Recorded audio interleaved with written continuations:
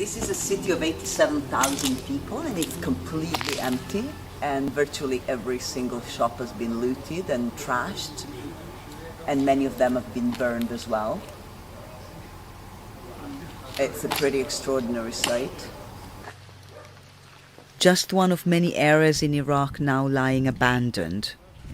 Residents who were displaced by the conflicts are not allowed to return home. This is repeated in villages across the north of the country, in areas now under the control of the Kurdistan Regional Government.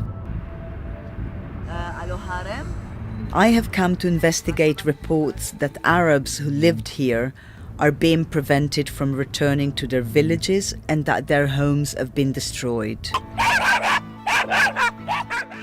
This is al-Khadari, one of the Arab villages which are near Sinjar mountain, which have been destroyed. Let's go inside and see. Khabari used to house around 300 people. Virtually every single house has been burned down by members of a Yazidi militia, who later returned with bulldozers and made sure none were left standing.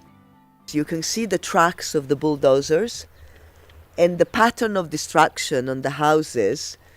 These houses have not been blown up, they have been hit. The village now stands empty. There is little to return to. With nowhere to go, thousands of those displaced from the destroyed Arab villages are sheltering in camps like this, where conditions are desperate. Often without even basic facilities, no jobs, and facing restrictions on their movement, they feel abandoned. Wherever I go, from east to west, the pattern is the same, and so is the suffering. The village of Tabaj Hamid, shown on this satellite image, was completely razed to the ground. This elderly woman and her daughter are sheltering in a nearby abandoned chicken farm, with dozens of other families in abject conditions.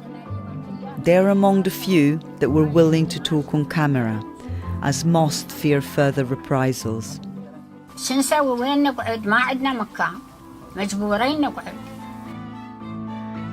The world can no longer turn a blind eye to what is being done in this region.